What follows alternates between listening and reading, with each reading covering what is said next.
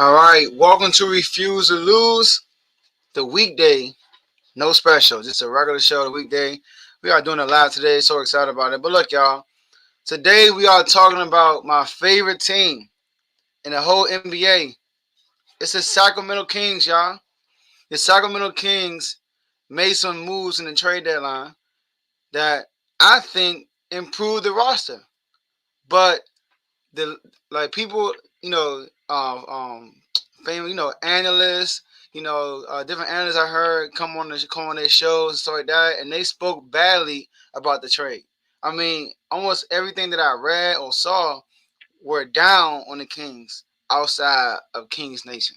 Even people in Kings Nation were sad. They were upset about the trade and everything because they are thinking with their emotions and not with their logic.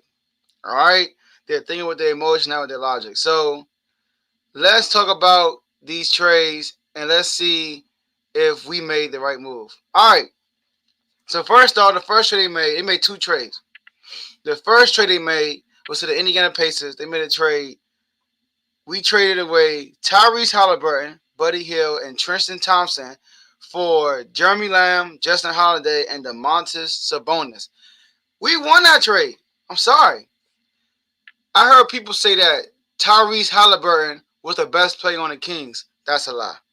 Our best player is De'Aaron Fox. Now, before we go any further, let me address something. Now, in my previous videos, I put it out there and said we needed to trade Fox because I didn't like Fox's body language. He had a rough start to the season. I didn't think last year was fluke or was last year winning basketball. He had a great year for us, averaging over 25 a game. I'm like, but can he do that and win some games? But then, with trade rumors out and everything, every time the Kings lose, he comes to the press conference. They ask him about the trade rumors. He got his head down. I'm just like, man, we might need to move on from Fox. Tyrese Halliburton is doing good, blah blah. I heard rumors that they were going to shop Fox, and I was okay with it as long as we were going to get better.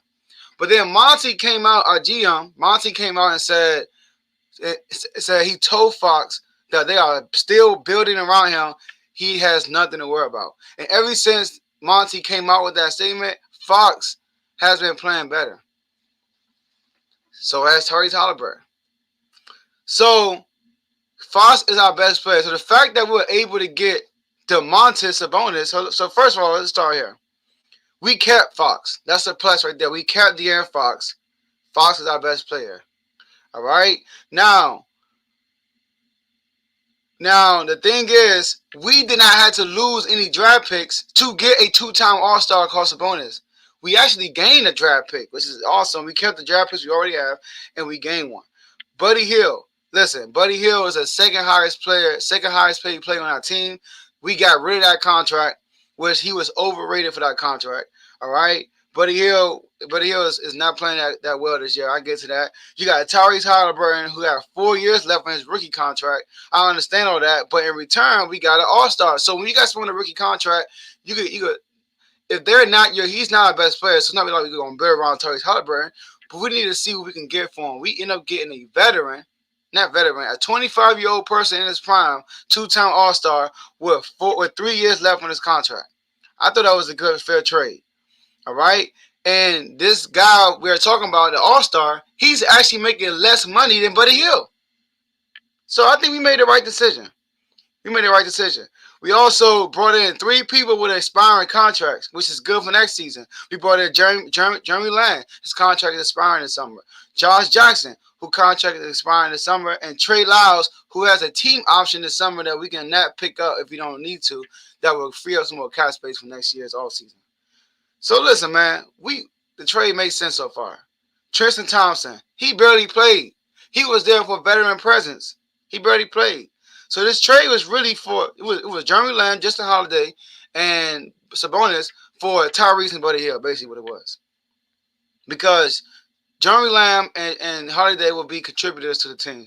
Tristan Thompson most likely going to be a contributor to the Pacers on the court. All right. Also, Buddy Hield. Buddy Hield is shooting 36% from 3, which is pretty okay, but that's his career low. And that's not in and out the lineup. He played 57 games, y'all. So 36% from the field. That's not good, guys. When that's your career low, his numbers are declining. His rebounds and assists are down from last year. He's averaging 14 points a game this year. This is the lowest he's averaged since Kawhi Leonard won Finals MVP. Right? It's been some years now. So that's that. And he's not the greatest defender, y'all. So I don't know why people are so hyped up about Buddy Hield. I don't know why people so hyped. He can be a sniper at times, but he's not playing that well this year. And he's undersized shooting guard. Tyrese Halliburton, nice guy. I understand that.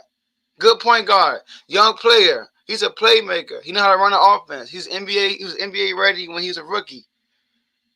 You know, but Sabonis is better than Tyrese, guys. I'm sorry, and I cannot guarantee you that. I don't look at Tyrese Halliburton and say, man, he's gonna be an all-star one day. I would be highly surprised if he becomes an all-star. I'll be happy for him, but I'll be surprised if he become an all-star. And we're getting a two-time all-star. All right. Now, this two-time all-star is also a great playmaker, and it gives De'Aaron Fox a pick and roll partner, something he never had. All right, and they look fairly good together so far.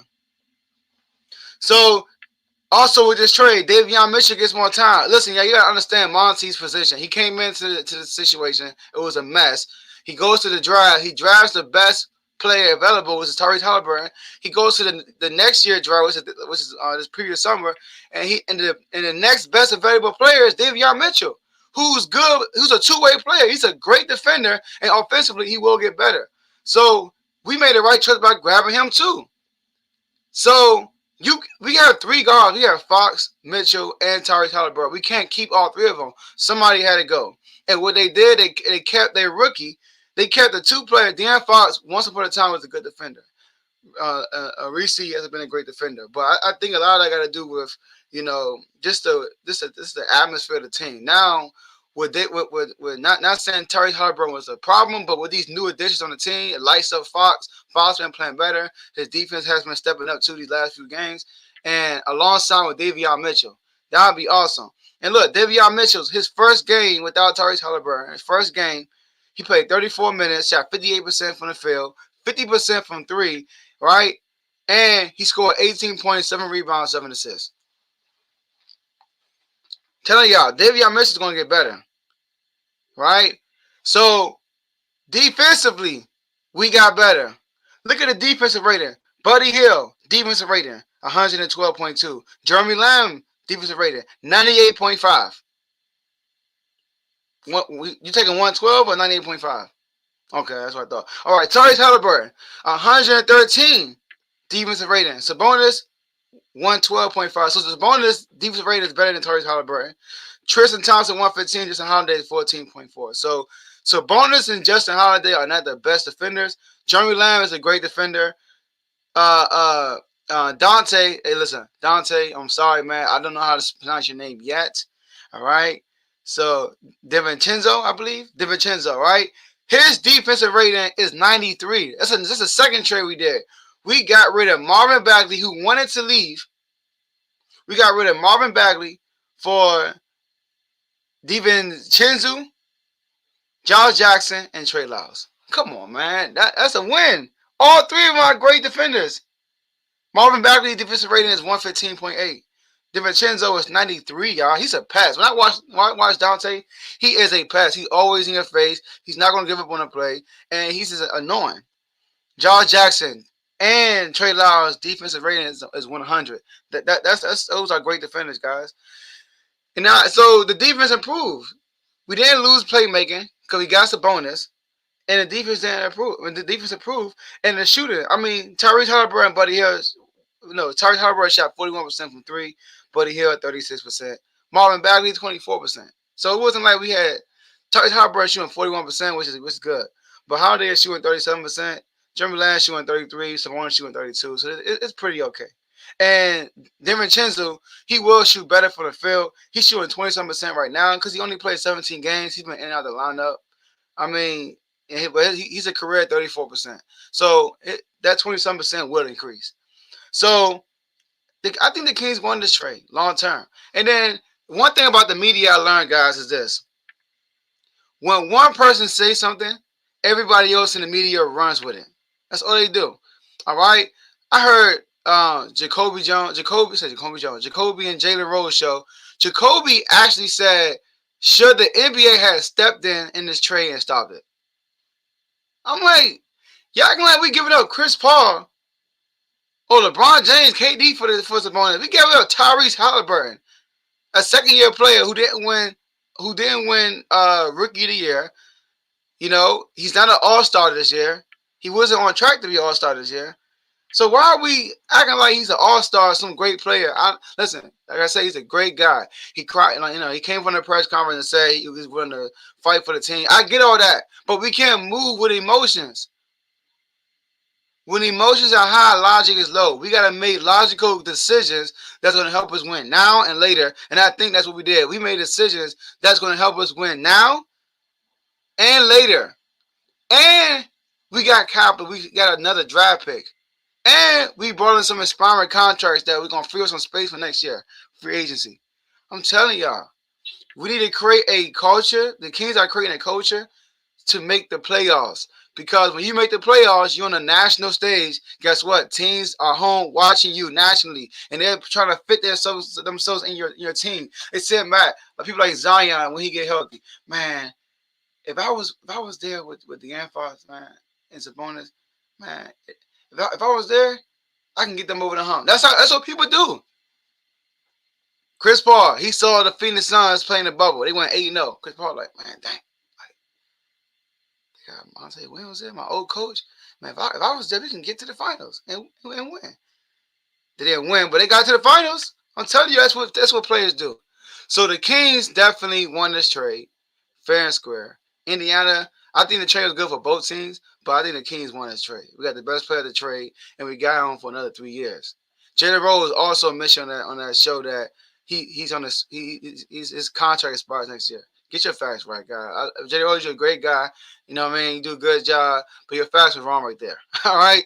He has 3 more years left on his contract. He's under contract. So I love it. I like the trade. I like the trades. I like the addition. I really think that we could make at least a run in the play-in. But try to make a run to get that 6 seed. But we get to the play-in, I'm feeling really confident of us getting that 8 or 7 to 8 spot. So that's all I have for you guys today, and I'll see y'all at the next episode.